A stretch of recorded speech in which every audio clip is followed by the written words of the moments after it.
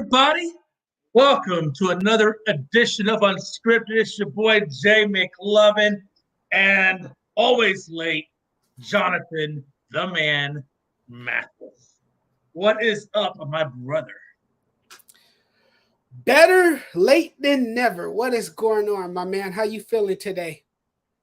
I'm good, and I think I live my life mostly by that motto. Hey, so for those of you who don't know, Logan is on a sabbatical. He just got a job with the radio station down there in Gainesville, Georgia. So he's going to be moving, getting things going. So he'll probably be back sometime, maybe hopefully the second week in November. So until then, it's going to be your boy Jay. Hopefully Jonathan will help me out. I'm sure he will. And a few other guys. So we'll keep this show rolling until the man, Logan Babyface Landers, gets back. However, in a comma, what a time to be alive, Jonathan. What a time to be alive. We're going to get into a lot of things. Obviously, we're going to cover recap of football, basketball, baseball. We'll kind of cover all that. But, Jonathan, I had an epiphany last night. And then I was watching, on Netflix, a show called Facing Nolan. Obviously, it's the documentary about Nolan Ryan. Jonathan, have you seen it? I have not seen it yet. I need to catch up and get in the game and check that show out. Yeah, man, it is phenomenal. And it really shows you Nolan's progression from when he first came into the league with the Mets, got the World Series, but was a very, very green pitcher, but just had a cannon for an arm, very wild, very uncontrollable. But again, that he came in, got the World Series ring, but then eventually was shipped off to California Angels. Now, while he was with the Mets, he didn't really have a quote-unquote true pitching coach to help him refine his skills, develop other pitches, things of that nature. But when he got to California, that's where his season truly began. And he got a pitching coach. He developed his pitches. He became the Nolan that we all know, to the point, Jonathan, that sometimes I question the legitimacy of the Cy Young. Not that Verlander, but right now, Verlander, if you don't get the Cy Young, I'm really going to question it. But if you look at what Nolan did, and now people say, well, Jay, he played for the Astros, you're a fan. No, I'm not a fan, because you know what? When he got the record I'm about to talk about, he didn't get it with the Astros. He actually got it with the California Angels, and he was up against, I believe it was Jim Palmer for the Cy Young. That was the year Nolan Ryan put up 383 strikeouts that season, the most in Major League Baseball. He also had 2 no-hitters, Jonathan, that were 60 days apart. And he had 21 wins to go on top of that. But yet he didn't get the Cy Young. I don't know what else a man needs to do to get a freaking Cy Young, Jonathan. I learned a lot. I think watching that kind of skewed my opinion now a little bit on the Cy Young. But yeah, man, what a time to be alive. No Cy Young. No Cy Young, but you got 2 damn no-hitters. Less than 2 months. He was denied of an award that he clearly should have won. That was his to lose. How you not win that? I don't know. That remains questionable to this day. Yeah, I just watched that last night. I encourage anybody that wants to see a really good documentary, watch it on Nolan Ryan. That Facing Nolan. It really is honestly a very well put together documentary. It's not incredibly long. It's about an hour and a half, but it's really, really informative. On where he came from and how he got to where he was. And even it has a couple of excerpts from Biggio in there, a couple of excerpts from Randy Johnson and a few other pitchers that talked about how much they admired, Nolan Ryan, a.k.a. The Express. Anyway, really good. Check it out if you get a chance. We're going to move on real quick. We're going to talk a little bit, and again, we're going to talk more in depth on the Laker, on the NBA coverage here in a minute. But a couple of games that really kind of stuck out to me was opening night. We know the Lakers lost to the Warriors, and it was really, really crazy. I think 3-point range was really bad for them, Jonathan. I think it's really something they still have to work on. They went 10 of 40 at the 3-point line to a point where they were shooting like 25%. Not that Bron had a bad game or Anthony Davis. I mean, they put up decent numbers, but that 3-point line just ate them alive. And as you talked about, I think earlier in a previous show, Russell Westbrook, well, it wasn't even the problem. It was just shot selection that really buried the Lakers against that Warriors team, man. What do you think about it? Yeah, the Lakers clearly can't shoot. And watching that game, it was an absolute atrocity. The Lakers are at best a borderline playoff team. They might not be a playoff team at all if they continue to shoot the ball as poorly as they did after one game. Right. Just a bad all-around performance from the Los Angeles Lakers. As you said, terrible shot selection. It's as if they're trying to copy what the Warriors can do. And you got to realize something here, that the Warriors have people who can actually shoot, unlike the Lakers. The Lakers are not built like the Warriors, so you can't emulate their style of play. You can't copy what they're doing on the basketball court. And I think that's what the Lakers were trying to do. I think the Lakers were desperately trying to outshoot the Warriors, even though they know deep down inside they can't do that. Like they just can't do what the Warriors can do consistently. And it's going to be a long, trying, challenging season for the Los Angeles Lakers. It's going to be a long year for Russell Westbrook, who clearly does not want to be a Laker. He just was willing to take the money that was left on the table. But from watching that game, you can see that this is a guy who clearly does not want to have any parts of the Los Angeles Lakers. And once his time up, which it almost is, he's out the door. He is. Yeah, I agree with it. And I think having Westbrook leave that team really, truly is the best thing for the team, only because of the fact that it clears up $45 million in cap space. We all know LeBron is not happy with the way that team is constructed. So once Westbrook leaves, that gives him a lot of money to put some new configurations in there via free agency when it comes around. So I think having Westbrook leave is probably the best thing for Westbrook, but it's also the best thing for the Lakers, and it just didn't work out for those guys.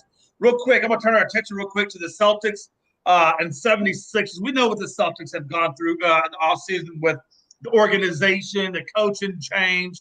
We know Gallinari was supposed to come there. He got hurt. Now he's not there.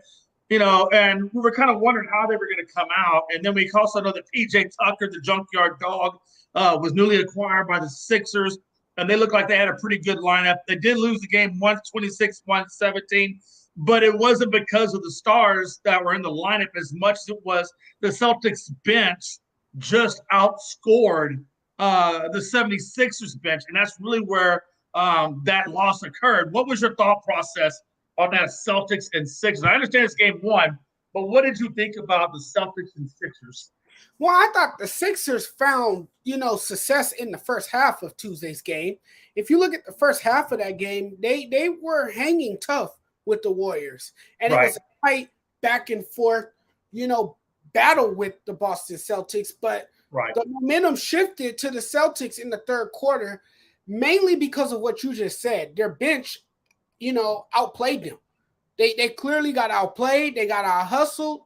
They got out coached, even in a sense, and that's crazy to say that, because that's not Udoka on the sideline coaching the Celtics. Right. And absolutely. And it's hard for me to sit here and say they got out coached, but it is what it is. The Celtics were able to build a run. The Sixers struggled to battle back. They couldn't, find their way back in the game. And eventually the Boston Celtics were able to pull away with a 126-117 victory over the Sixers. Now, however, it was a big night for James Harden. So what does this mean for the Sixers? Does this mean that they can be a very good team and explode offensively? Sure. If James Harden can keep playing at such a high level. Now, am I confident that James Harden can? I'm not so sure, because we saw him regress last season, remember? He regressed. He wasn't putting up as many points as he did on Tuesday. He had 35 points. He looks game ready. He looks in shape. He's determined to win a championship this season, it seems. because he knows his time is running out as well. But I'm afraid that the Sixers are going to put too much on him to carry this offense. It's going to be a heavy workload for him, and it's just going to wear him down before the season even comes to an end. So that's concerning for the Sixers. Yeah, absolutely. Big shot, Rob, man. We're talking about these Sixers, and we're talking about the Celtics game. You know, when you look at the Sixers, if they don't have a good season, where does this put Doc? In terms, is Doc Rivers, is his job in jeopardy if they don't do well again this season? Yeah, I would say it is because, I mean, the Sixers have always been looked at as a team, trying to get to the Eastern Conference Finals and, NBA Finals, and they just haven't, got over that hump yet. They have Joel Embiid, who's definitely injury prone. Now they got James Harden. I like Tyrese Maxey as well. They have a pretty good, well-rounded team.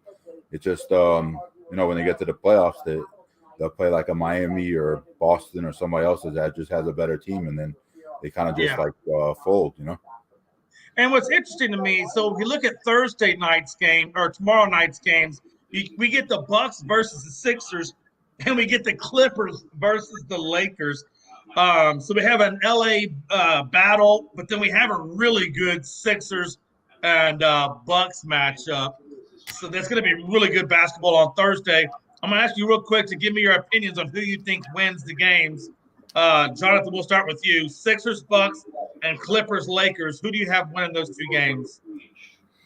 I'll go with Milwaukee, and then I'll take the Clippers. Yeah, that's what I was leaning towards as well. Jonathan, are you on that same page? Yeah, I'm gonna have to go with the Bucks, and I'm gonna have to go with the Clippers. After seeing how the Lakers performed in the first game, I'm just not. I'm not optimistic that the Lakers can pull that one out. Hey, real quick, I was going to say this to the NBA topic, but since we're talking Clippers Lakers real fast, you know that Kawhi's coming back. Now they're talking about doing load management with him, shot there, but to the point now where they're actually going to have him come off the bench and do load management that way. How do you think Kawhi is going to deal with that if that does come to fruition, Jonathan? Speak to that issue. He's not the type of player that you bring off the bench. He's a starter. He should be starting.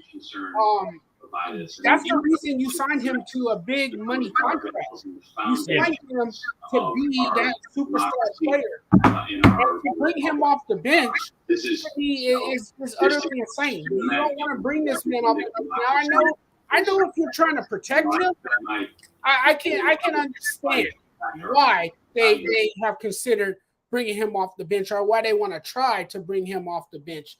But you paying Kawhi too much money to bring him off the bench. He is not a sixth man. He is a starter. He should be starting every game. He should be out there to facilitate that offense.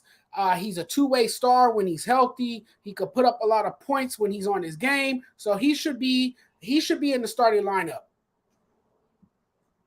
Yeah, I agree. I put that in the damn chat, but the wrong chat. Rob, just turn down your damn TV. I can hear.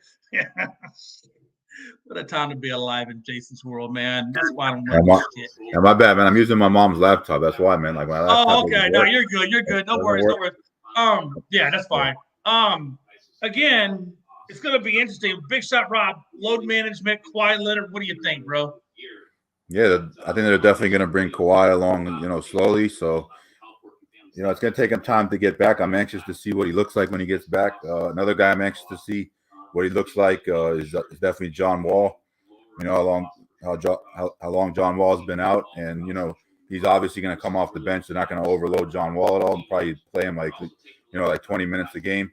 So once he gets out there with Kawhi and Paul George, I'm anxious to see what those guys look like on the as far as playing together on the floor. Yeah, no, absolutely. I definitely agree with you on that as well. We're going to turn over real quick to the other one. I want to kind of talk real quick about Caro. We know that he had a historic night for a rookie in his debut game to the point where he put up, I believe it was 27 points, 9 rebounds, 5 assists.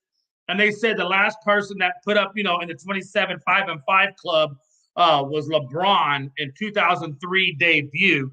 I mean, what does it mean for him, for crying out loud? I mean, obviously Orlando picked the right guy at number 1. Jonathan, you're muted. He collected 27 points, 9 rebounds, and 5 assists in his NBA debut. I say, man, that's one hell of a game, man. You had a monster performance in your NBA debut. That says a lot about the kind of player that you are. And that's why the Orlando Magic chose you with the number 1 overall pick. That's why you were the chosen one, because you were the one that was more of the NBA ready player. You was ready to make that transition to the pro level, and it has shown after one game. Right. Now, this is against the Detroit Pistons. Let's see how he plays against tougher opponents and matchups that can have playoff implications, are against teams with superstar and a lot of offensive firepower. Let's see how he matches up against those teams. But you can't take away from what he accomplished on his first night in the NBA. It's amazing. Now he joins LeBron James, and now you're going to have all these ignorant NBA fans saying, "Oh, he's the next LeBron James." You can already hear the hearsay and the other nonsense already that people's going to try to find a way to compare Banchero to LeBron James. But hey, let's put our foot on the gas pedal. Let's put our foot on the brake and not speak so soon. But let's also give him the praise and the recognition that he deserves, because this man is definitely NBA ready.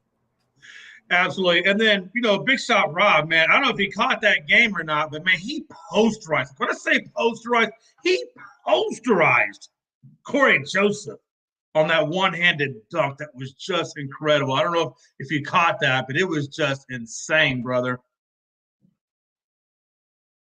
Which was it? What was the game you were just talking about a minute ago? Yeah, no, it was about Caro when he posterized Corey Joseph with that one-handed dunk. I don't know if he caught it, but he just ran that man straight into the turf. Yeah. Talking about Tyler Hero? No, I'm talking about when Banchero posterized Corey Joseph of the Pistons. Yeah, I didn't get a chance to see that, man. I'm sorry. Oh man, it was stupid. I mean, he just put that man on the hardwood. But he did well, man. Like I said, he was aggressive. He had blocks. I think he had like 2 blocks, and then of course, the stat line I just read off. What do you think about Banchero as we go forward? I kind of know what Jonathan's thought process, which I don't disagree with, but what do you think? Yeah, man. Like, I didn't really get a chance to see him play, so I can't really give you an honest opinion. So yeah, I didn't really watch it. So yeah, you want to let me ask you guys a question, man. If we're looking at these, switching gears just real quick, the last time I kind of wanted to point out was I was looking at the quarterback rankings in college football as they came out, and the top 3 really kind of stood out to me. They got C.J. Stroud at number 1, and he put up 1,700 plus yards, 24 touchdowns, and 3 picks. The next one you had was the Volunteers at number 2 with Hooker at 1,800 plus yards, 15 touchdowns, 1 pick.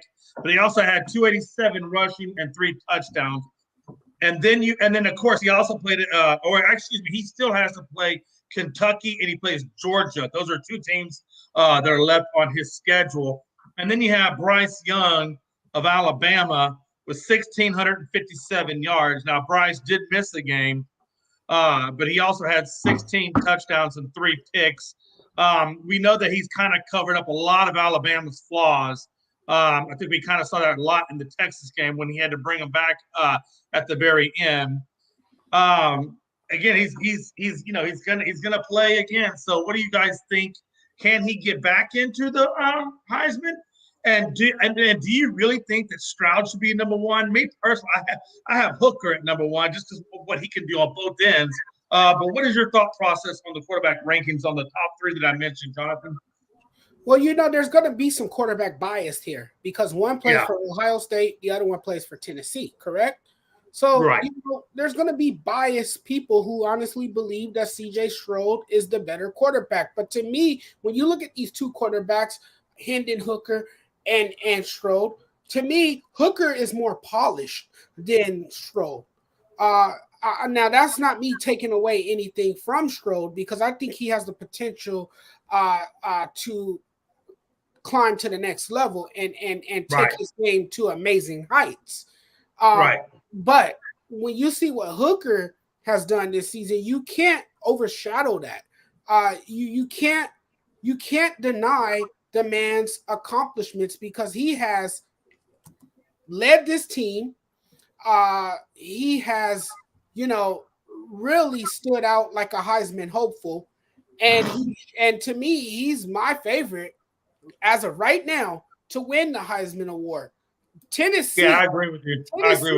Is looking like a national championship team the way they're playing right now, and Hooker is a huge part of their success, and that's why they have been able to make a tremendous impact, this season, and why they have looked like a national powerhouse once again. And then you have the playmakers around Hooker. You have great coaching as well that has reshaped the culture and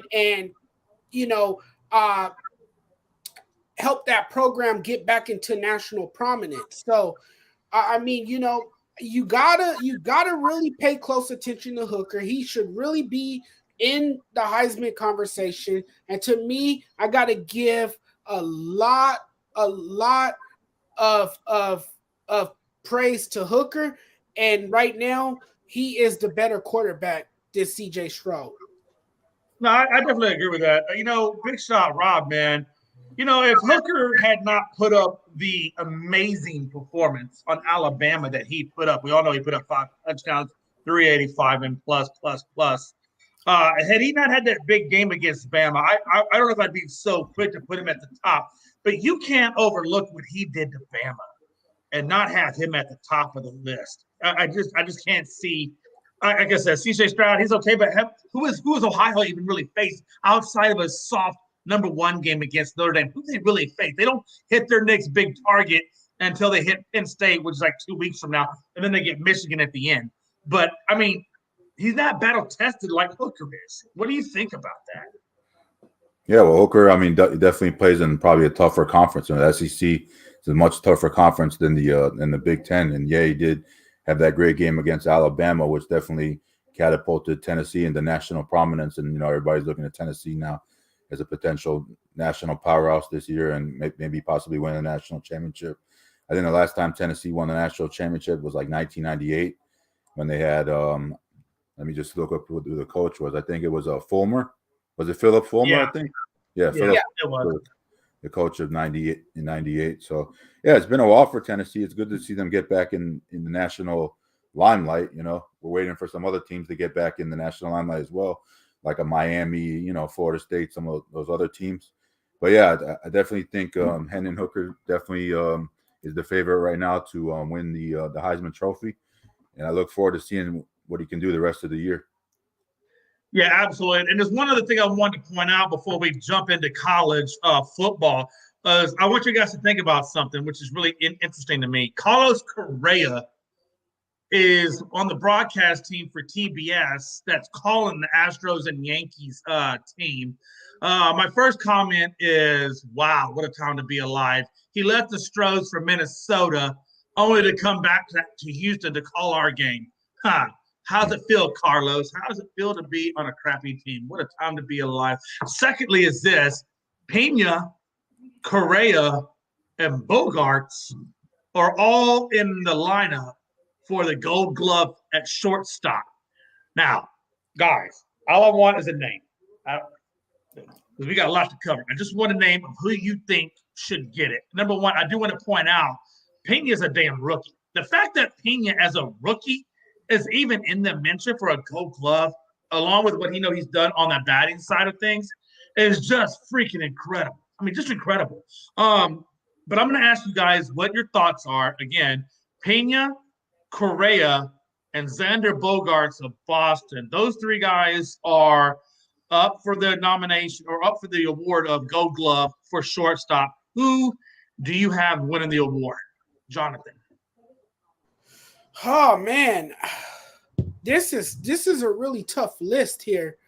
Bogaerts, he made tremendous strides defensively. Carlos Correa is a great glove at shortstop, and then Jeremy Pena is a rookie who has emerged onto the scene. This is very tough for me to make this call, but I'm gonna have to go. I'm gonna have to go with man. I'm gonna pick a name. I'm gonna just go with Carlos Correa. It's tough. It's tough. Big shot, Rob. Man, what do you think? Yeah, man. Because the Red Sox and the Twins didn't do so well this year, I'm kind of more impressed by Jeremy Pena, what he did. You know, coming on as a rookie, and the Astros are in the National League Championship Series once again for the 6th straight time. So I'm gonna go with Pena only because he's been playing on the better team. And those other two guys, not taking anything away from those two guys, but I think you got to consider winning as getting a Gold Glove award, and I consider that. So I'm going to go ahead and go with Pena. Right, and usually baseball awards go to the players who are on the winning team. So I can see that happening. Yeah. And the thing about it for me is I've had the opportunity of watching both of these guys play that shortstop position for Houston. And I'll be honest with you, neither one of those guys typically ever makes an error. And they both got a cannon for an arm, and they both have really good instincts at playing that shortstop position. So truthfully, in my opinion, I like Xander. Don't get me wrong. I think Bogaerts is an amazing talent, but I don't think it comes down to Bogaerts. I think it comes down to, do you give it to Pena or do you give it to Correa? And in all honesty, guys, I'm kind of torn on this. I don't really have a true favorite. I think if Correa gets it, I know the type of player he is. I know what he does. I know what he's done for Minnesota. I know what he's done for Houston. And I'm not mad if they give the Gold Glove to Correa. Same thing with Pena. I've watched Pena play in the double plays and the long throws and the backhanded grabs and the diving grabs and so forth. Just the way he plays that position. If you give it to him, that's great. So I'm gonna say unbiased. I think it's a tie in my opinion, and I would not want to be the guy that has to award the Gold Glove to Pena or Correa, because again, both those guys are just phenomenal in their own way. Now, we could go hitting. I would give it to probably Pena for this season alone, but since it's a Gold Glove, we're talking defensively, and defensively they're both gems. So I think you go either way. I don't think you're gonna call it bad. I think you're gonna be okay. If you give it to Pena or Correa, I wouldn't be mad. But all right, folks, we're going to get into this bad boy, man. Let's talk some college football, baby. Good God, what a time to believe. I'm gonna throw something out there to you that I find amazing. When Texas first started off this season, they were unranked. They went against Bama. Ewers went down in the second half. Texas was looking pretty phenomenal, controlling that game over Saban. And then Ewers gets hurt. We bring in our second string. They still managed to make it a very, very close 1-point game. And Bama was able to move on from us. And then we go and we play, I think it was Texas Tech, and we don't get the win there either.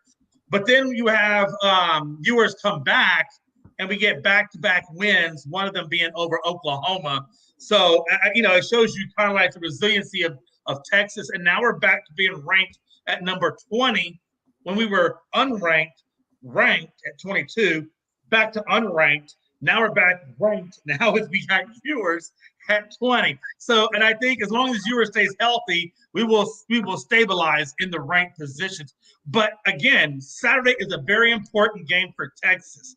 Texas has the ability to go unranked, ranked, unranked, ranked, and then can go from unranked all the way up to within the top 10. And they can finish the season in the top 10. How far in the top 10? It depends on how the ones that are in the top 10 play out as well. But again, Texas' path is very clear. You take on number 11, Oklahoma State, Saturday. Now, TCU, I believe, did beat Oklahoma State to the point where, Tennessee beat Oklahoma State. So we beat Oklahoma State. I think we slide up into the top. I think probably at least the top 15. I think maybe 12, somewhere around there, 12, 13. I think we slide up there this Saturday. And then we got to play TCU towards the end of the season or close to the end of the season. And if TCU stays unbeaten and we take out TCU, well, now you're talking, we could slide up very easily to 8 or 9, maybe even 7. So to go from unranked twice and possibly finish off the season ranked 7, I think that sets us up for next year. We have Archie Manning coming in. He'll be a freshman behind yours. You'll still be the starting quarterback. But I think Texas and having Archie, we get a better recruiting class because of him. And I think that next year Texas will be ranked in the top 15. And I think Texas could get into the top 5 based on being in the SEC. I think we move next year. So an incredible game with Texas, Oklahoma State. Lots and lots and lots of stuff. Not only this year, but for next year is on the line. Jonathan, how do you feel about this game? Well, the Texas Longhorns are looking to avenge their loss of last year against Oklahoma State. Now they have to go to Stillwater, Oklahoma, and hope for a better outcome. And they have a chance to win on the road. Now, it's not going to be easy because this game has implications. There's ramifications in this game. The winner of the matchup will remain in strong contention for a spot in the Big 12 game. So this game absolutely. For both teams. But I like Quinn Ewers. He torched Oklahoma's defense last week. Oh, he absolutely. This is a guy who threw for 289 yards and finished with 4 touchdowns with just 1 interception. So he has been the catalyst for this offense. But then, he doesn't have as much pressure on his shoulders either when he has arguably one of the best running back combos in the country. Yeah, he does.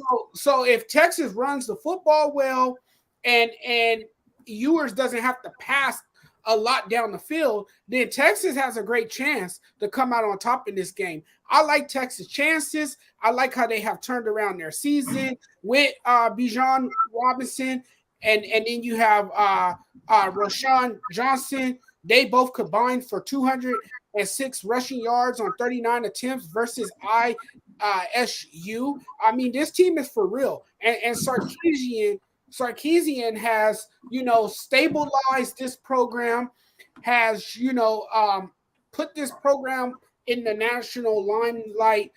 It's good to see what Texas can do and how good they can be. I still think they need a few more years, but they're almost there. So Big Shot Rob, just to piggyback off of what Jonathan just said, Texas running game is at 780 yards right now for the season. Oklahoma State is sitting at 427. Again, we know what Ewers brings to the team. We know that, I believe, in my strong opinion, Ewers doesn't go down with the injury against Bama. I think we beat Bama. I think not only do we beat Bama, but I think we're undefeated. I think we're in the top 5 or could be close to the top 5 just because we beat Bama and we got Oklahoma State and we got TCU. I mean, we're talking about all ranked teams. Our schedule is pretty damn hot. What's your thought process? Yeah, I think Texas has looked very good so far this year. They should have definitely won that game against Alabama, if the quarterback was in. They're definitely running the ball very well, which is good. When you're playing, obviously you control the clock. If you can make some good passing plays, and then obviously run the ball and control your opponent and keep their offense on the field, it makes for a good situation. Yeah, I like their chances going into Stillwater against Oklahoma State. And I'm going to take the hook and horns to go in there and get the win. But it's going to be a very tough game. These two teams are very competitive. But I'll go with the hook and horns. Our next game I want to take a quick look at is and it's Rob, this is your guys. We got number is it Rob, you guys 14? You're 14, right? Syracuse? Oh, yeah. Is it 14 or 19? 14, Syracuse. Yeah, that's what I thought it was 14. Yeah, my mind was a little unsure, but so we got number 14, Syracuse.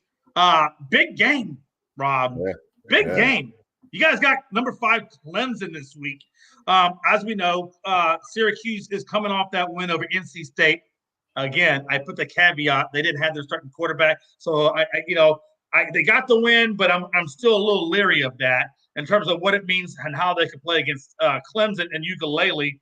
We know that Wake Forest and FSU gave Clemson very close games. I mean, Wake Forest damn near should have had that win. So, in my opinion, I think Clemson's defense is a little soft, and that could work, I think, in you guys' favor. I think both school stats are very, very evenly matched. I think Cleveland defense, like I said, is a little soft. So for that reason, and how Wake Forest played them and how FSU played them, I'm actually going to go with the underdog. I'm going to go with the underdog. Rob, I'm going with Syracuse over Clemson, and Clemson takes a mighty fall. What do you think? Before I'm going to since Rob, this is your team, I'm going to let you go first. Rob, what's your thought process? Yeah, I think Syracuse has a great chance to go into Clemson and upset them. Death Valley is always a tough place to play, but I think if they come out there and get the lead early and play good defense, not let Clemson come back, I definitely like their chances. And yeah, you mentioned Wake Forest and what was the other team that came close to beating them? It was FSU and Wake Wake Forest. Forest and Florida State. But did they play them in Clemson or did they play them at home? They're in Clemson. Oh, they're in Clemson. Okay.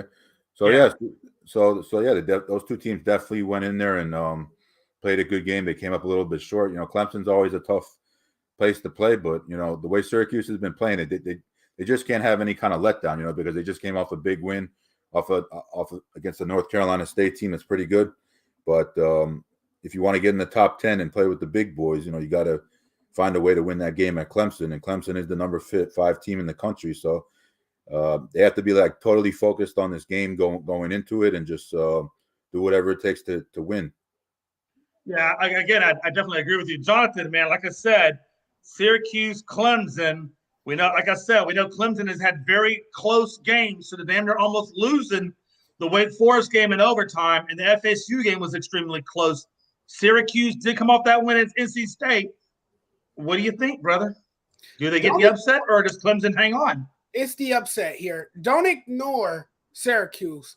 Syracuse has been in the midst of an incredible season, and now they rank 14th in the country. They've been nothing short of impressive, and now it's time to really pay close attention to this team. I think this is no doubt their biggest test against a pretty good Clemson team that's undefeated as well. But this was the same Syracuse Orange team that was able to answer the bell last week against NC State, and I think they will match up pretty well against Clemson. Clemson's defense, as you said, is a bit weak. And so that's an advantage that Syracuse can take going up against a team like Clemson. I think this can be a low-scoring game, and we all know that underdogs usually finish well in low-scoring games. So I'm going to give the slight advantage here to the Syracuse Orange. All right. Next game up, and I only put this in here for the simple fact that they're ranked number 2. That's the only reason why we're going to talk about Ohio versus Iowa. We know Iowa, they're like 2 and 4, something like that. I mean, they're just not having a good season. The only reason I put that in here was maybe for upset purposes. We know upsets can sometimes happen, but really what I want to know more for you is I think Ohio's going to get this win, but I'm curious to know is, do you think that Iowa can put up a fight and keep it close, or do you think Iowa gets blown out? That's the only question I'm asking about this game, because we got to move on. We got a couple more games we got to get taken care of. But what do you expect with Ohio? A blowout of Iowa or a close game with Iowa, Jonathan? A demoralization. Yeah. And I feel like that's the way it's got to be, because if they don't, then it really does hurt their chances at keeping that number 2 spot. If they have a Tennessee waiting in the wings and Tennessee blows it out, then I think Tennessee slides up to number 2 because of that. So I agree with you. Very important as to whether or not Iowa can do that. Big shot, Rob. Ohio, Iowa, blowout or close game? Yeah, I think it's a blowout. Ohio State will get up early and just start pounding away. Columbus, the Horseshoe is definitely one of the toughest places to play in the country. And I don't feel that Iowa has what it takes to go in there and pull an upset. The game's in Iowa. No, I think it's in Ohio State, isn't it? I think it's in Columbus. I'm pretty sure it's Iowa. No, it says Columbus, Ohio. It does say Columbus. And so it does say Columbus. Okay. Yeah. I'll go with it. Hey, if you're reading it, I'm going to go with it. Let's move on to this next game, which I think is a pretty tight game. Again, this is number 9 and number 10. I'm talking about these kinds of games being important because I'm looking at it from a Texas perspective. If because now we're talking about teams that can shift in that middle of the pack, where I think Texas is trying to get to by the end of the season. So that's why I really have a lot of interest in number 9 UCLA going up against number 10 Oregon. I think UCLA is going to have a fun time running the ball. I think UCLA is going to have to do a lot of clock management to control Oregon's tempo. And I think UCLA gets the win got the win versus 11 Utah, and they also got the win against number 15 Washington. So for that reason, I'm going to stay with UCLA getting the win over number 10 Oregon. Who do you guys got? Jonathan? This will be the biggest Big 12 game of the year between Oregon and UCLA. UCLA looks to stay undefeated. I think they will stay undefeated. The Bruins have posted back-to-back wins over ranked conference foes prior to the bye week. So this team looks good. I think they're going to pound the football. I think they're going to utilize the running game a lot. And I think they'll take care of business against Oregon. This game is played in Eugene, a tough place to play. But I do think UCLA will get the win. They look really, really good. They have a pretty good quarterback. You can't sleep on their star running back, Zach Sherrybunt. I always say, if I say his name wrong, the Michigan transfer who has taken the country by storm. Last year we saw his emergence with UCLA. This is UCLA's game to win. Yeah, I definitely am in there with you as well on that. Big shot, Rob. UCLA, Oregon. Who are you looking at? Clean sweep, man. I'll go with UCLA. Chip Kelly facing his former team. I know it's on the road, but the Bruins are really hot right now, and I expect them to keep it going. So I'll go with UCLA. All right. The next game for me is extremely, extremely important. It's going to be number 24 Mississippi State versus Bama at number 6. The reason why I think this game is a hard one to call for me personally is because we know Mississippi State beat A&M, and we know Bama damn near lost to A&M. We also know that Bama really should have lost to Texas. So really, in my opinion, Bama should be 3 games in the loss column based off of those experiences, which makes me think, I think Gibbs would be the X factor for Bama against Mississippi State. He's going to have to run the hell out of it. I think Mississippi, like I said, crushed A&M.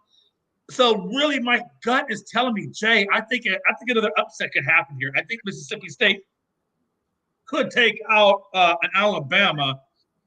But that's a hard game to call, man. So I'm gonna stay on the fence for a minute while I listen to you guys' thought processes, and then maybe that will help sway my mind come betting time.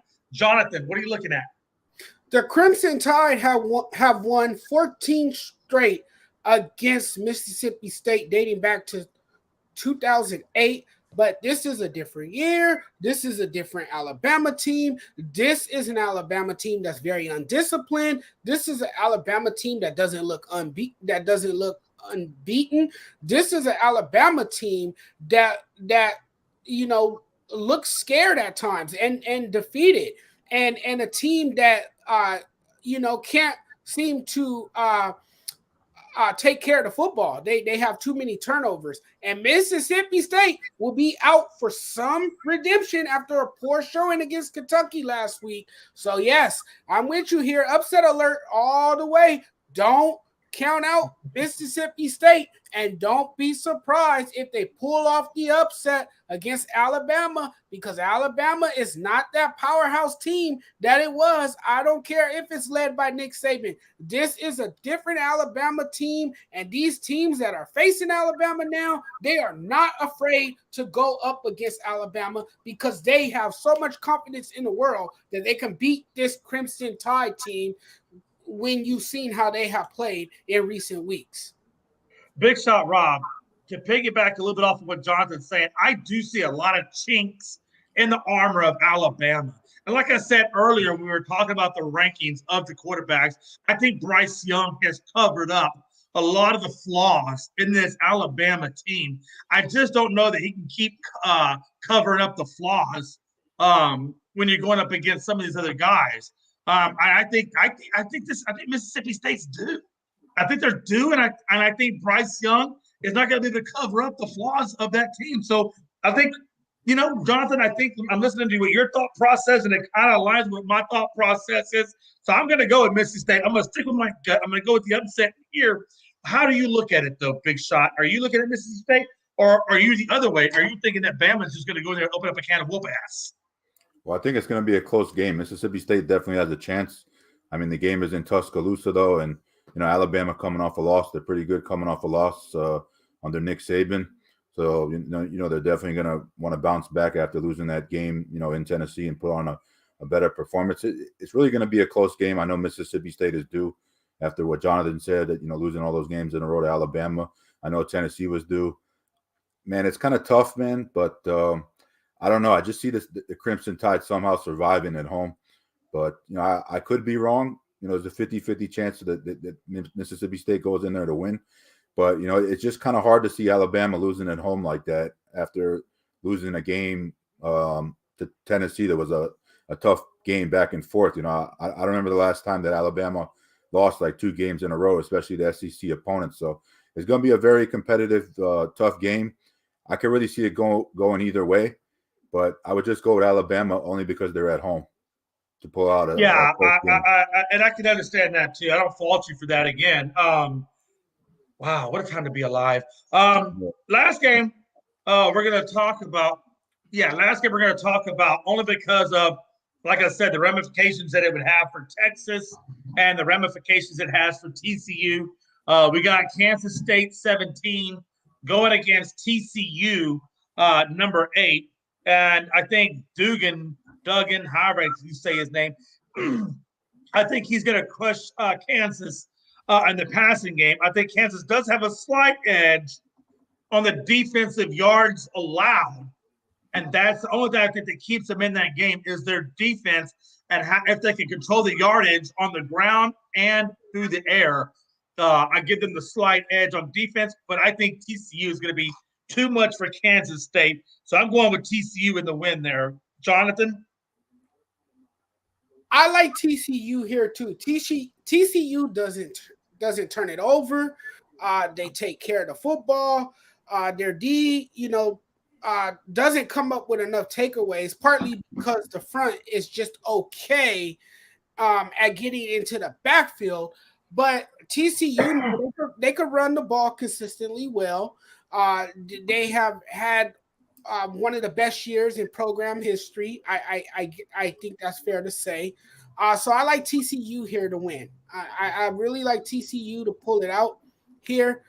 It helps that they don't make a slew of mistakes, and they rarely get penalized. So I like TCU here in this game. I think they'll win it. The offense, the passing game is decent. The passing game is actually averaging well over 300 yards. And that's just over the past 5 games. So this team is really rolling. The running game is rolling, and I like them to win this game. I like them to pull it out. Yeah, absolutely. Absolutely, man. And again, I think this Saturday, guys, we are really in for a lot of good sports, right? I mean, like Logan said earlier, man, hey, this is the time of the year where you're getting baseball playoffs, season opener for NBA, mid-season almost for NFL, and then you got the season opener for hockey. I mean, honestly. And then you got college football. How much more do you really want for your life? I don't even think I'm ever going to leave the house. I haven't left the house in 6 days. The wife just brings me food, and I just live on the couch watching sports. It's such a time to be alive. Such a time. Jesus. Now with that having been said, man, to do that. Let's get paid to watch it and do that. Yeah. Bro, listen, do you know how hard it is? You know, I'm going to watch baseball Saturday because my Astros are there. But, man, I'm telling you, I'm watching a hell of a lot of college, too. And it just sucks because a lot of the really good games that I want to see are going to be on the time when the Astros are playing. So I'll be watching ESPN and doing that at the same time. It's gonna be a hell of a Saturday. Hell of a Saturday. Oh, my God. But anyway, we do need to move on. We're going to get into NFL now. We are in week number 7. Lots of questions, lots of thoughts to be considered. Dak is going to get the start, it looks like, against the Lions. Am I for it? No, I think it's completely stupid. But, again, I can't control what the Cowboys do. Right or wrong, man, are you bringing Dak back, Jonathan? We talked a little bit about this last night, and my thoughts about it was, why would you bring him back so soon? Why are you rushing him back? I mean, I can understand if you lost 3 consecutive games in a row, but you only lost 1, and you won 4 straight games without him. You know, and Cooper Rush has been managing the offense consistently well. So why are you rushing him back? But see, this is Jerry Jones's world, right? And in a perfect world, Jerry Jones is going to make sure his starting quarterback is on the field, even after overreacting because his team lost 1 game. It's silly. It's foolishness. I would not bring Dak Prescott back because the worst case scenario is that he suffers a setback, and then what? You're stuck with Cooper Rush the rest of the way, and you're going to have to rely heavily on your defense to pretty much carry you the rest of the way as well. So, no, I don't think they're planning at all well at all. And I agree with you 100% on that. I don't know why you bring him back. I think, like I said earlier, you bring him back after the bye against the Packers and Rodgers, and you let him, use it as a tune-up game to get ready for the Vikings the following week. But it is what it is. Nothing I can do about it. Hopefully, Dak, I hope your shit's together. We got a long season left to go. Rob, will Tua get the start? Actually, it looks like Tua is going to get the start. I apologize. Tua's going to get – they've already said he's going to get the start against the Steelers. Number one, how do you think Tua comes off this concussion protocol? How do you think he plays against the Steelers? And do you think that they get the win against the Steelers? Well, I hope he's going to definitely be cautious with the way he plays and make sure he doesn't get hit. Hopefully the offensive line will be blocking well for him. And I do see the Dolphins beating the Steelers. I just don't think they're the same team in years past. They have Kenny Pickett, the rookie, starting. I like the Dolphins defense to definitely come after him and try to shut down the running game with Najee Harris. But, Tua's going to take some shots down the field, and hopefully he'll just be smart with everything he does, make sure he doesn't take any hard hits to the ground. And hopefully the offensive line can just block well for him. And if he does run, he'll just try to run and get out of balance, out of bounds. And then obviously if he has to slide in back, he'll just slide inside the field. So, but I got a secondary question. Secondary question on Tua.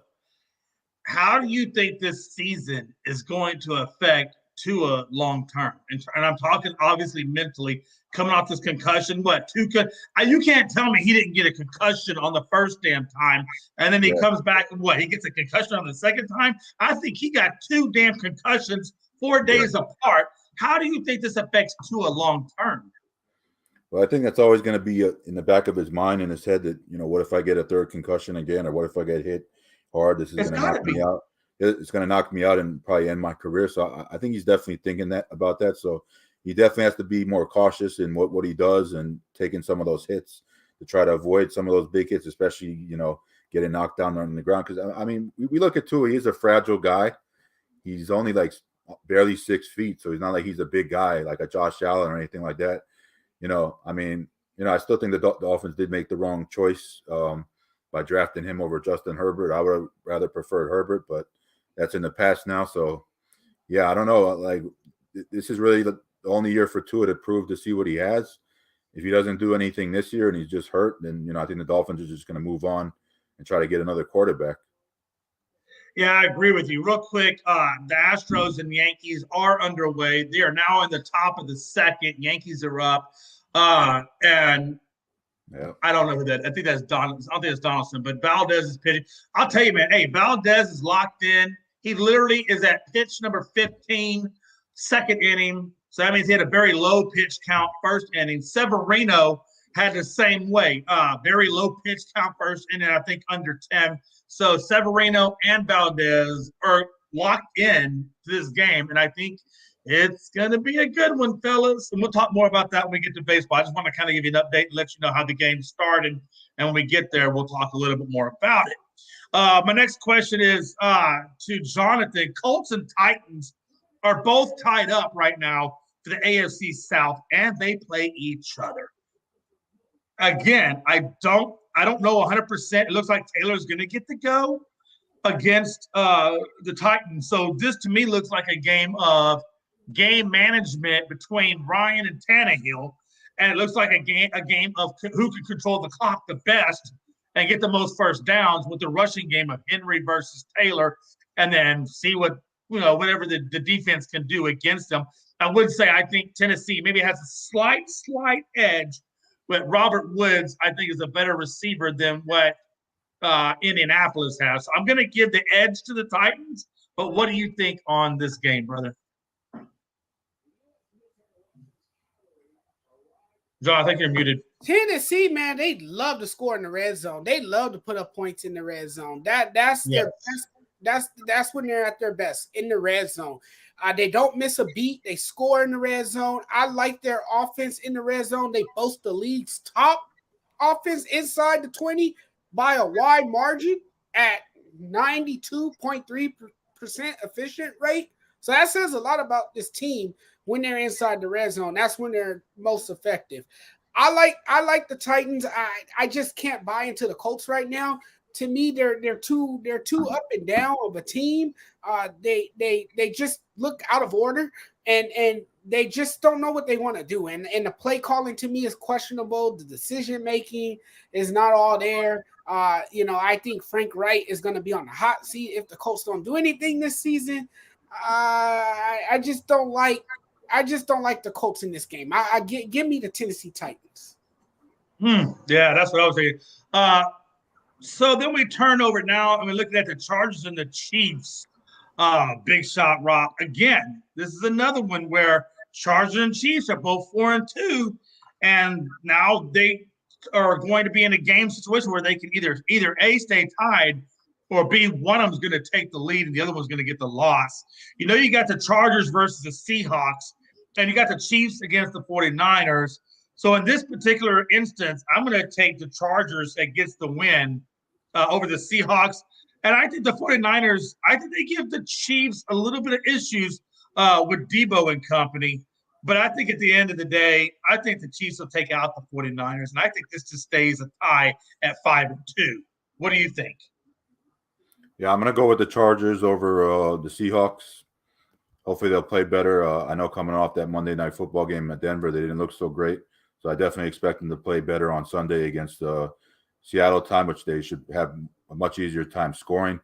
And looking at that Kansas City San Francisco game, man, that's a juicy matchup. Man, that's a rematch of, I believe it was Super Bowl 54 that was down in Miami. Yeah. That's going to be a really good game. And, I'm going to actually go with the upset here. If you call it an upset, I'm going to go with the 49ers at home. I think their defense is going to come out and play really hard. They had a tough loss last week against Atlanta. They're at home. They know what to expect from the Chiefs. And I think they're going to be ready for Kansas City this week. So I'm going to go ahead and take San Fran at home. Yeah, and then it looks like, Jonathan, the Jets are one game out of first. And it looks like they play the Broncos. We know that obviously first is occupied by the Buffalo Bills. Given how the Broncos have played recently and how they've struggled against the Chargers, I'm going to give the Jets this win, and I think Breece Hall has another monster game, and I think the Jets get this win, and I think they go to, I think it's is it 5-1, or I think it's 5-1 they go to. I have to go back and look at the standings, but I do think they stay one game back, and because I do think I believe Buffalo has the bye this week, but I think that the Jets do get the win over the Broncos. How do you see that faring out? The Broncos are on the brink of an implosion. Look, it is what it is. It's been a disastrous year for the Broncos. I don't see them turning it around under this head coach of theirs, Nathaniel Hackett. I think he was the wrong guy for the job. So I'm going to go with the Jets here. Since Zach Wilson has returned, he has brought life back to his offense. I like their chances in this game. They're looking to win 4 straight games for the first time since 2010. I think the Jets will do that against Russell Wilson's Broncos, who have struggled out of the gates, who rank last in the league in scoring offense. It's pitiful. It's pathetic. If you're a Broncos fan, it's bad for your health. It's bad for your mental health. And it's been a struggle for fans to actually keep up with Broncos football because of how horrible they have played. So I got to go with the Jets. Yeah, and I think that's a good call. I guess my next question would be to Big Shot.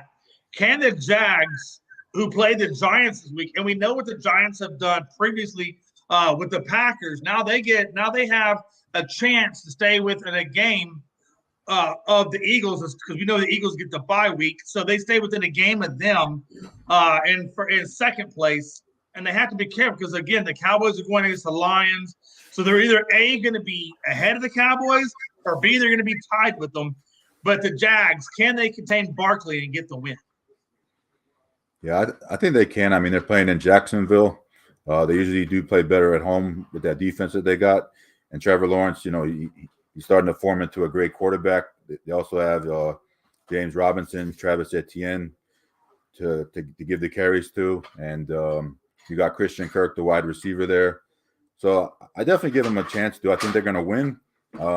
Probably not. I'm going to go with the Giants. I just like the way the Giants are playing right now with Saquon Barkley and how that defense is playing overall, and how Daniel Jones is managing the games. So I'll go ahead with the Giants, but I wouldn't be surprised at all if the Jaguars pulled it out. I just think it's going to be a very close game, competitive game. I don't know what the spread on that game is, but it's probably like 7 or less. So I think it's going to definitely be a competitive game. It could go either way. It's tough to pick that game. Yeah, what a time to be alive. And then we look at the last question, and I just want to know what game do you see, what team do you see pulling off the upset this week? So who's your upset winner this week in the NFL? Jonathan. The Texans beating the Raiders? I don't know. That's a good one, honestly, given the way that the Raiders have played as of late. The way the Raiders have played, yes. Yes, and I mean, 4-time Pro Bowler Chandler Jones has been a non-factor in the pass rush. Hunter Renfrow and Devontae Adams are running into each other. Darren Waller is trying to look cute out there and not coming down with the catches.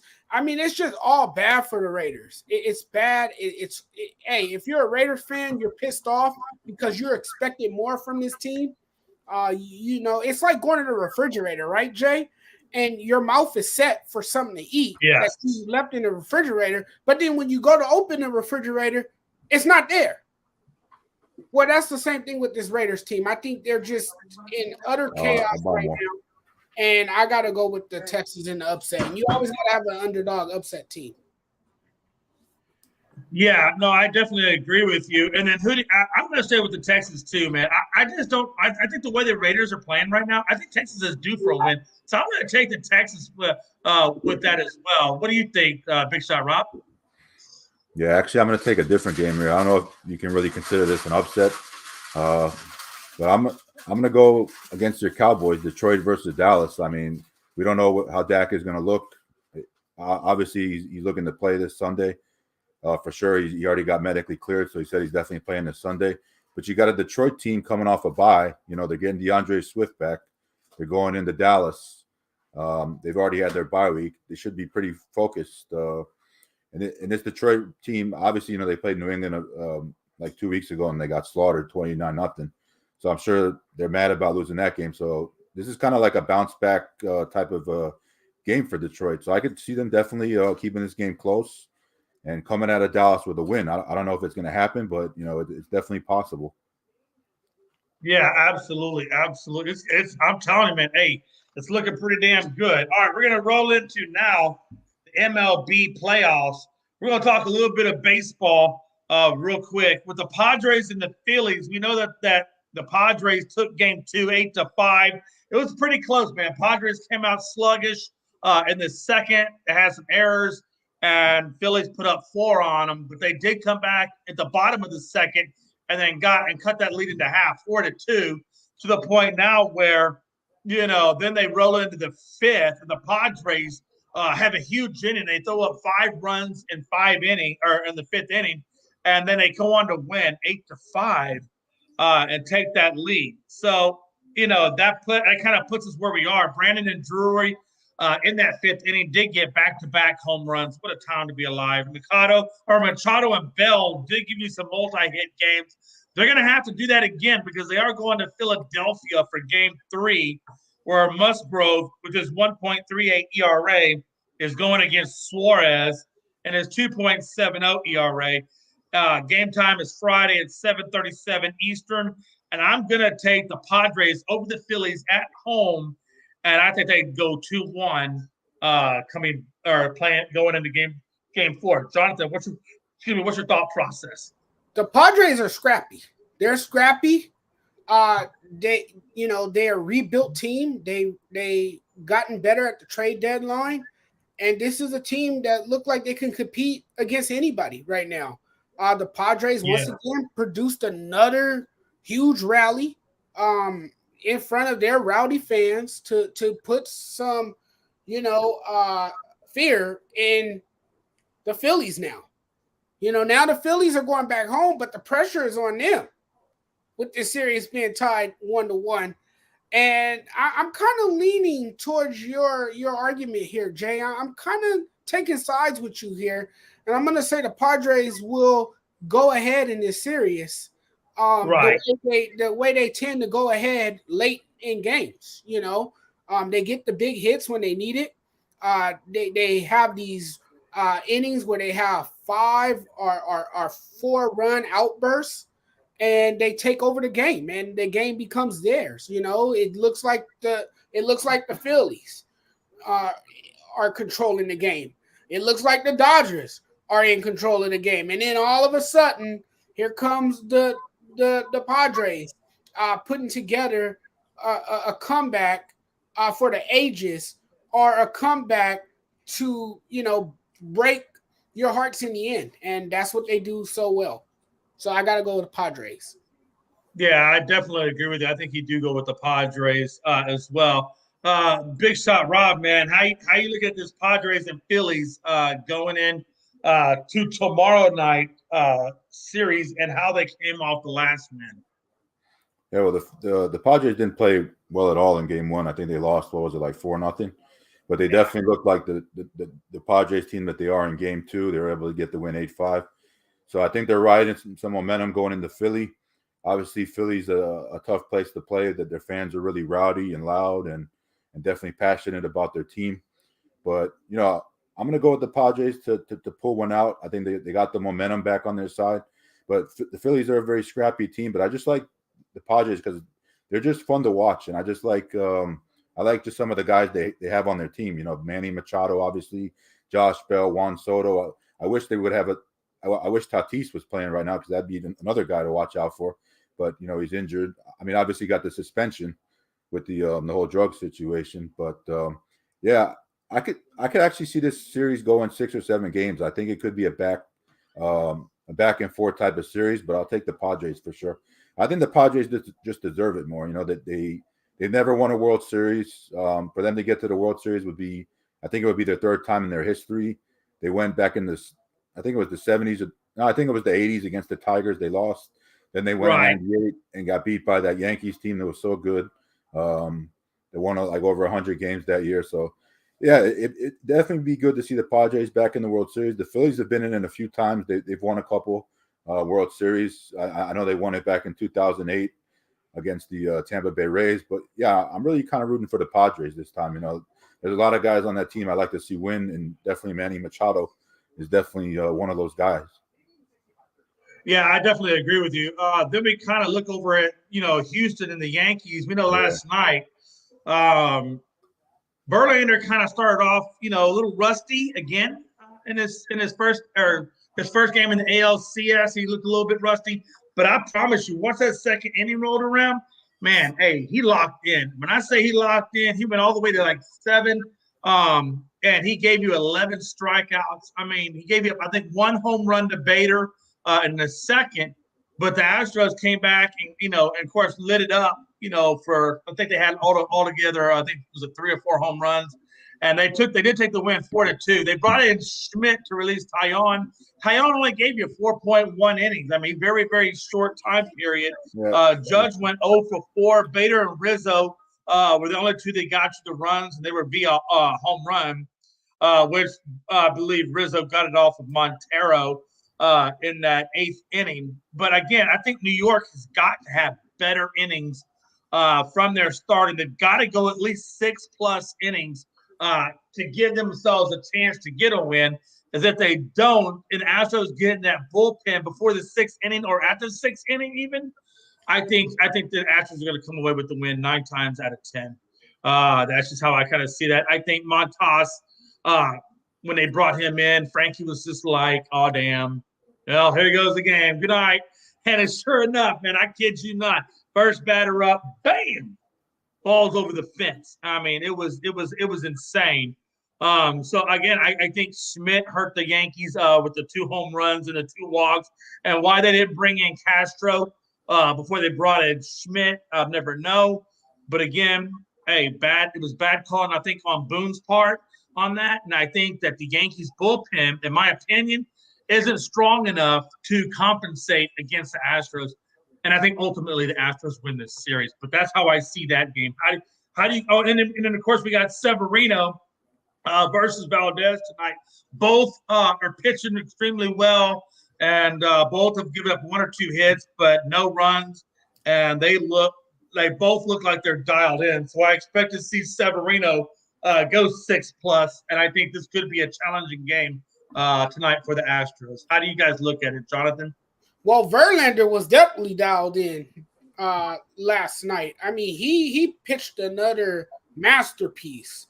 And this is what this guy has done so well in the month of October. He's painted some pretty, images of how you have to pitch in the postseason. And, the guy is simply amazing.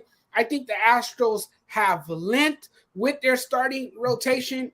Unlike the Yankees, I think the Yankees, rely more on their bullpen.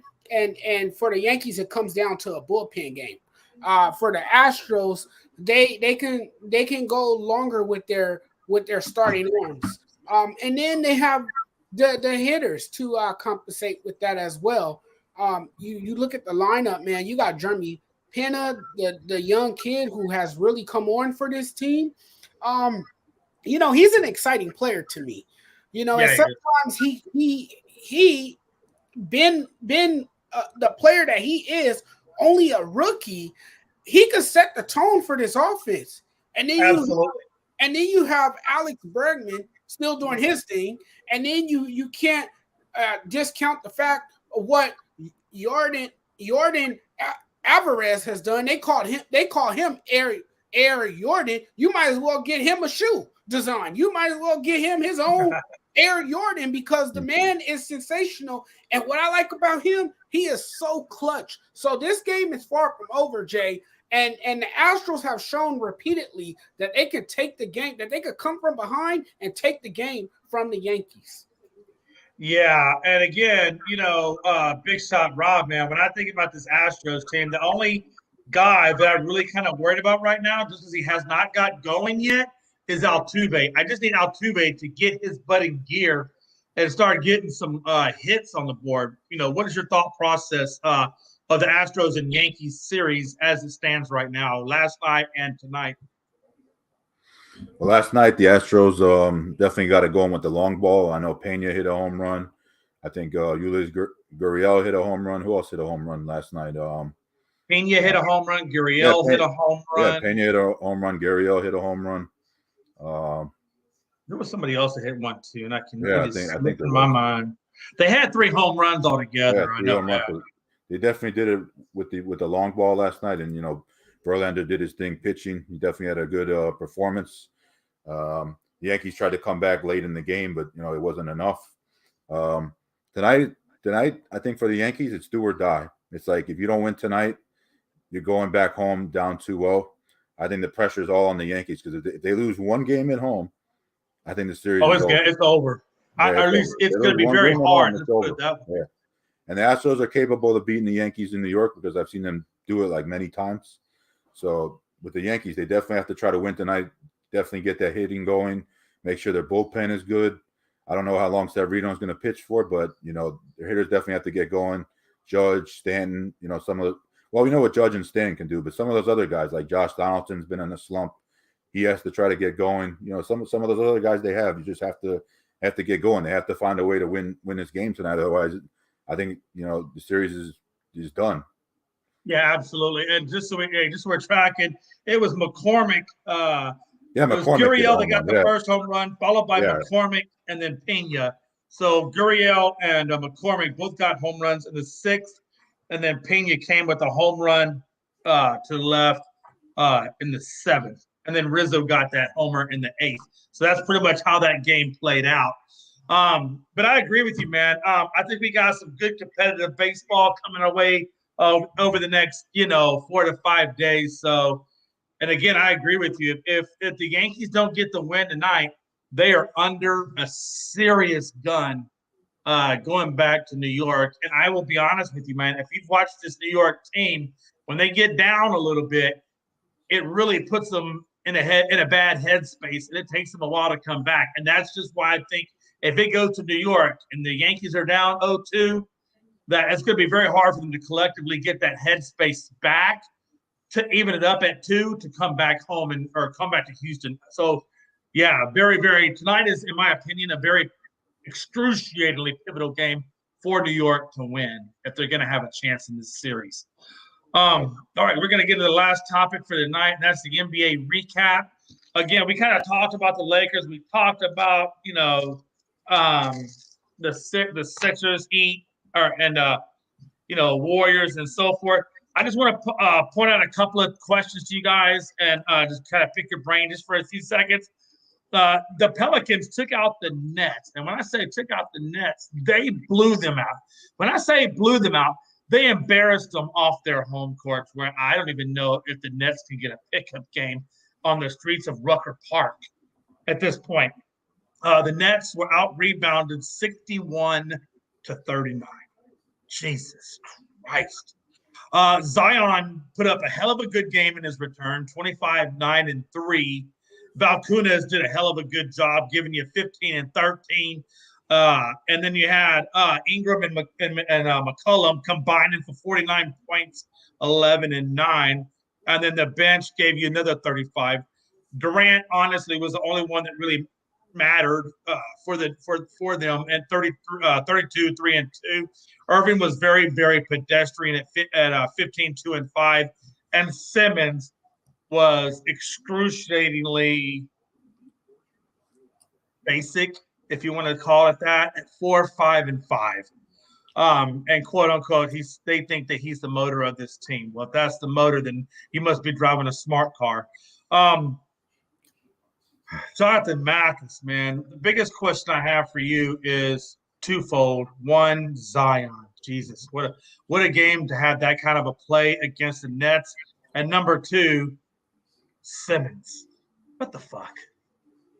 Well, Zion Williamson is out to show the world who he truly is.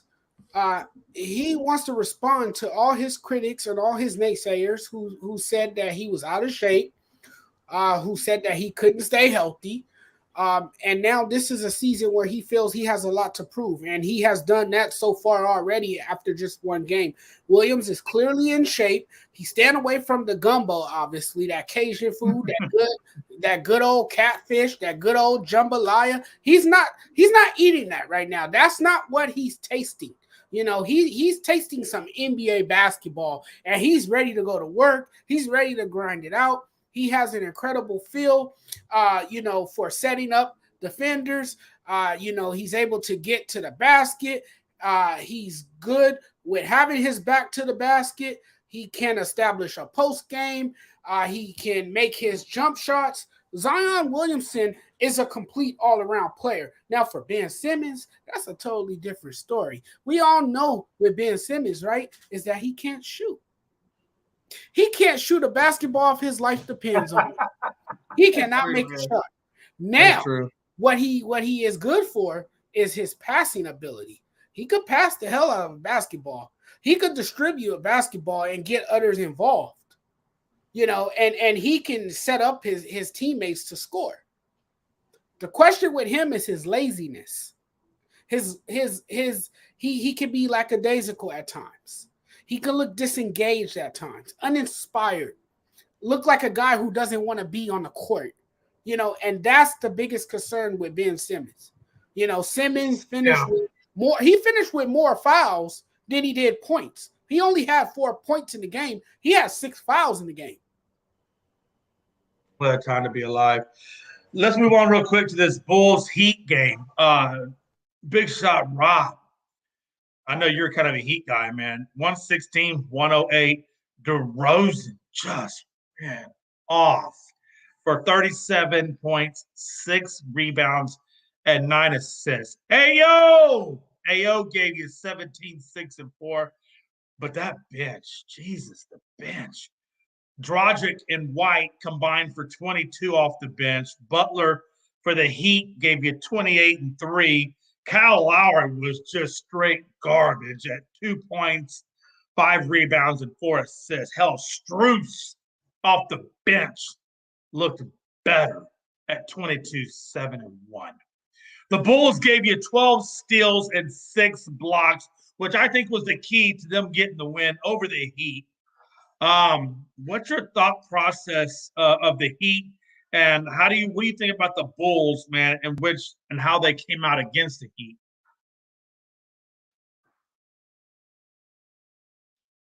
Thanks up, Robbie. There you're on mute. Yeah, well, it's only one game. The Heat didn't look well. They didn't play defense well. And I just think the Bulls were more prepared for the game. The Bulls came out like this similarly last year. They were a good team. They got started out the gate pretty well, and then they kind of faltered. Went in the playoffs kind of like a mid team, maybe like a 500 ball club. And they lost to the Bucks in the first round.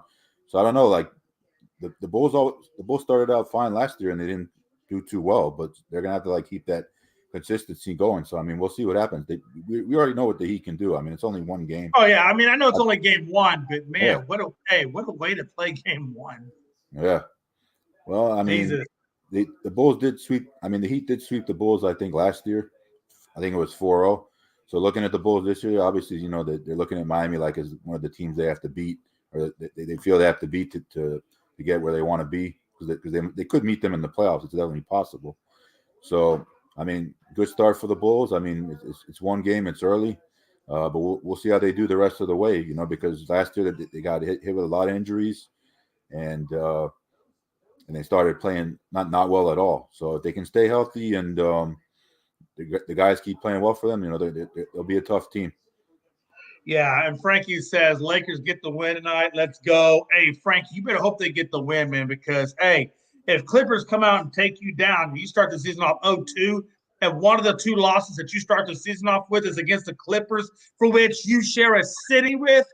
I'm just saying, what a time to be alive. We're going to move into Johnathon Mathis. I'm talking about this game specifically because, well, it's pretty damn fucking interesting. The Jazz versus the Nuggets. Everybody thought, okay, you ship off Rudy Gobert, you ship off Donovan Mitchell. Okay, time to go tank now. No, not really. They took out the Denver Nuggets and Joker at 123-102. Like, they beat them by 21 damn points. Wow. You get rid of your two best guys, and yet you still come away with a 21-point victory over the Nuggets. Sexton gave you 20 off the bench. Gay gave you 16, and Kessler gave you 12. And then I believe Beasley gave you 15. So your bench just basically balled out over Joker, who gave you 27, 4, and 6, and Aaron Gordon that gave you 22, 10, and 2. Denver shot 5 of 22 at the three-point line. Jesus, how much worse can you get? So clearly, Utah's solid bench play basically took out Denver's starters. What a time to be alive for the back-to-back MVP. Jonathan, thought process. Maybe it was just a bad night for the Nuggets. Maybe they got off on the wrong foot. They definitely got off to the wrong foot. I don't even think they found the foot. Right. They never found it, right? They never found their balance. Like, they were never able to get up on their feet. The Nuggets allowed 37 points in the first quarter. So that tells you a lot right there, that they weren't playing defense consistently well, and they needed to tighten things up defensively, but they weren't able to. And the Jazz just started pouring on three-pointers. You know, you had Lauri Markkanen knocking down threes. You had Malik Beasley knocking down threes. And you had Kelly Olynyk knocking in threes. They were all dropping in. You know, it was raining threes. It was raining threes all night for the Utah Jazz, basically, and that's how they were able to beat the Denver Nuggets. But trust me, the Denver Nuggets are a good team. They will respond to this. The Nuggets will be just fine. You got to keep in mind who they have as their center, their big man, Jokic, and then you have Jamal Murray back. I don't know if they have Porter back yet. But they do have playmakers on this team, and they have guys that can score. Yeah, absolutely. Big shot, Rob. Another game that I thought was incredibly interesting was the Mavs and the Suns. And the reason why it's so interesting to me, not just because they're obviously two playoff teams from last year, but the fact that the Mavs beat the Suns last year and went on to go to the finals against Golden State, the Western Conference Finals against Golden State. We know that the Suns beat the Mavs by 2 points. It was 107-105. I think, in my opinion, what really hurt the Mavs was their free throws. They only shot 61% at the free throw line compared to what the Suns shot, and that really hurt them big time. And also, they got outscored in the paint 34-21. So I think those two reasons alone are why the Suns were able to get past the Mavericks. And the crazy thing about it was, man, the Suns were down 22 damn points and still came back and got the win. Doncic put up pretty nice, 35, 9, and 6. But he really stunk up the joint, almost to a Russell Westbrook or Charles Barkley lookalike contest at the three-point line, only going 2 for 11. Christian Wood did give you some good points at 25, 8, and 2. But good Lord, man, Bridges and Ayton for the Suns gave you 21 damn rebounds, and Booker had a pretty good night at 28, 4, and 9. But again, it was those two reasons, the free throw percentage, the points in the paint, and basically Doncic's inability to score better at that three-point line really, really put the hurt on the Mavs. What do you think about that game, Big Shot Rob? Yeah, I came home. I was watching some of that game, and it looked like Dallas was going to win again. I mean, because Dallas was up by like double-digit points. I'm thinking it's going to be a blowout. Then I see Phoenix come back. They made it a game, and then they ended up winning the game. So it was good to see Phoenix, get the win against Dallas. I know they lost to them in the Western Conference semifinals last year, and I know how that Game 7 loss that they lost to at home was just so demoralizing for the Suns. They got the crap beat out of them at home in that Game 7. That game was a complete joke. Dallas really kicked their butt. But yeah, Phoenix is obviously back this year. We'll see what kind of team they have. I know the Mavericks are going to be good. Obviously, Luka Doncic. We'll see if he can make that step to the next level.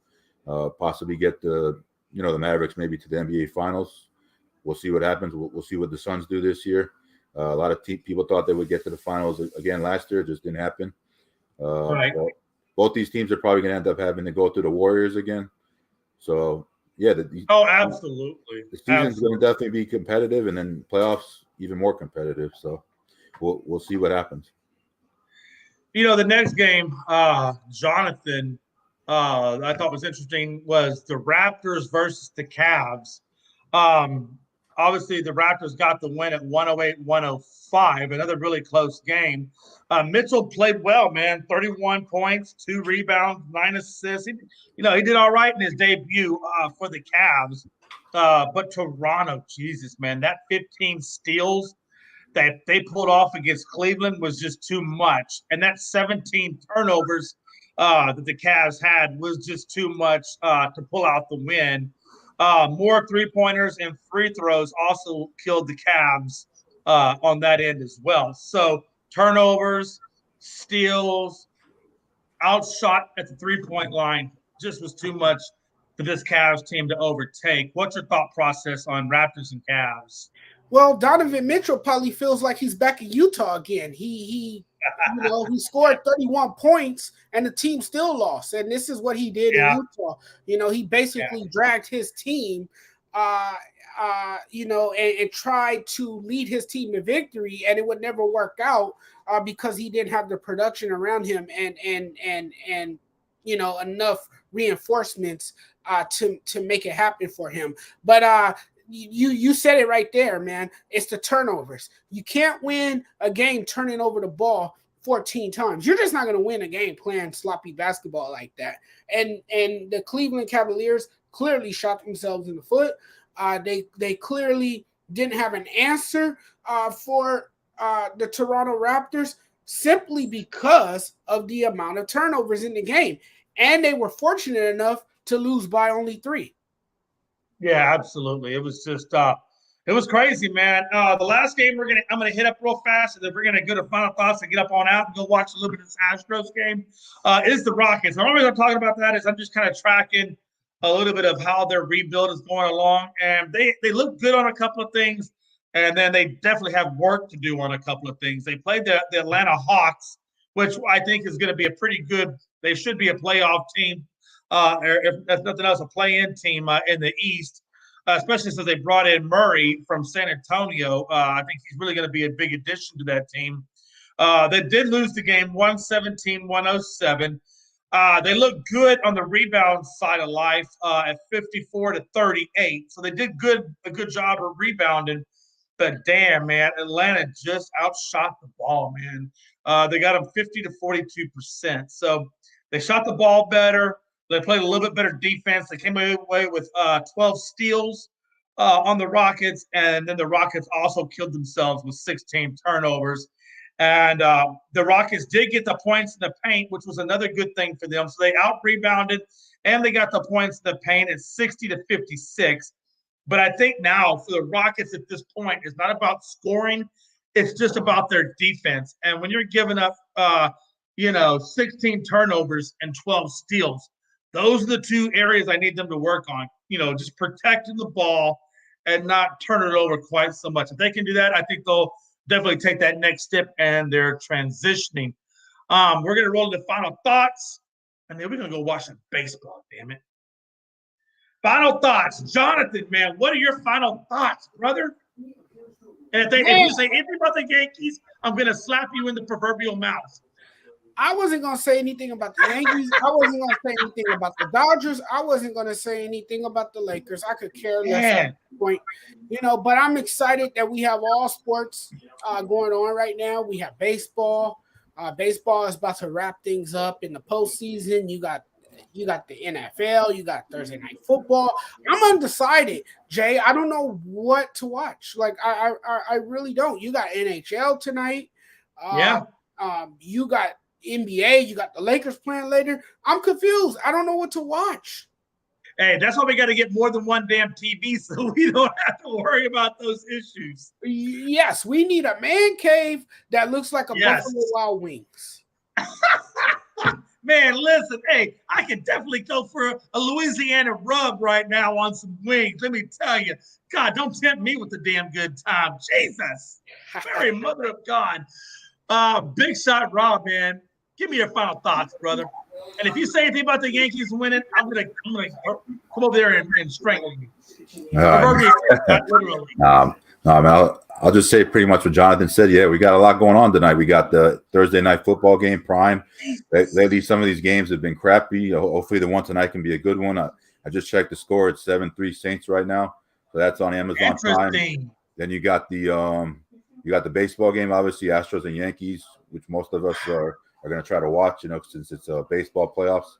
And you got NBA going on, Milwaukee versus Philly. I think Philly was up at like halftime. Then obviously you got the Lakers and the Clippers playing the Battle of LA. So man, a lot going on, man. Like it's hard to watch everything at once and then stay up late and be able to watch these games. But I think they're all going to be great. And one more thing I got to say, Jay, I'm still waiting for you to make that trade offer to me in the Unscripted league to see if you're going to make the trade offer. Give me about 5 to 6 minutes after this broadcast. Let me look at. Hey, look, my life has been crazy. Give me about 6 minutes, and if I see anything good, hey, I'll get a hold of you in the chat, and we'll talk some stuff. I'm really curious, guys. So it's 7-3, like Rob said, Saints over Cards. D-Hop only has 1 for 5. Yeah. Well, I hope he has a good game, man. From here. What a time to be alive. It's good though, and nothing else.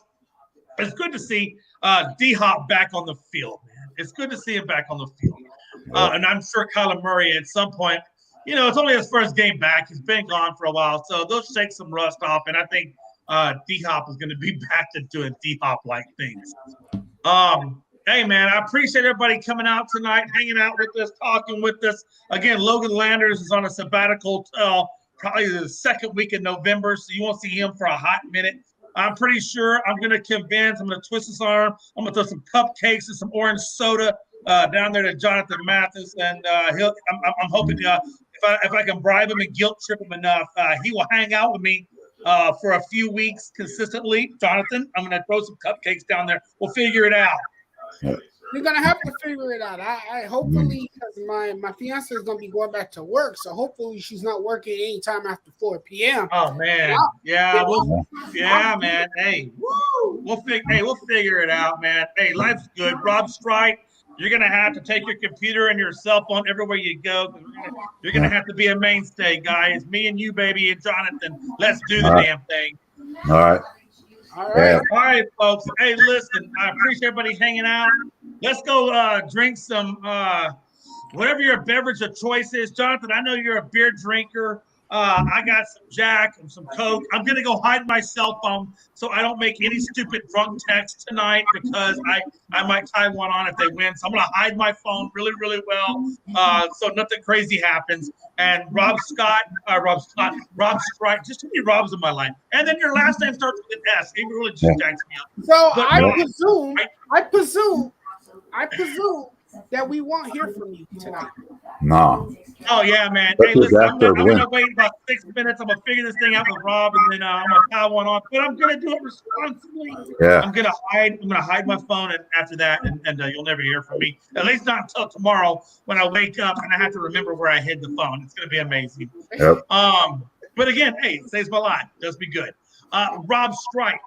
Man, you drinking anything good tonight, or did mom hide the booze and you only got chocolate milk? I got a beer I might drink. I don't know. We'll see. I got a beer in the fridge I might mom drink. hid the liquor. You drinking raw. You drinking chocolate milk. It's all right. It's good. Just make sure it's the best chocolate milk you can find. Nestle Quick, I hear, is pretty good. Hey, folks, it's your boy Jay McLovin, Rob Strike, Big Shot Rob, and Jonathan Orange Juice Matthews. And we catch you guys on the flip. Y'all be good. And if I can find it, we're going to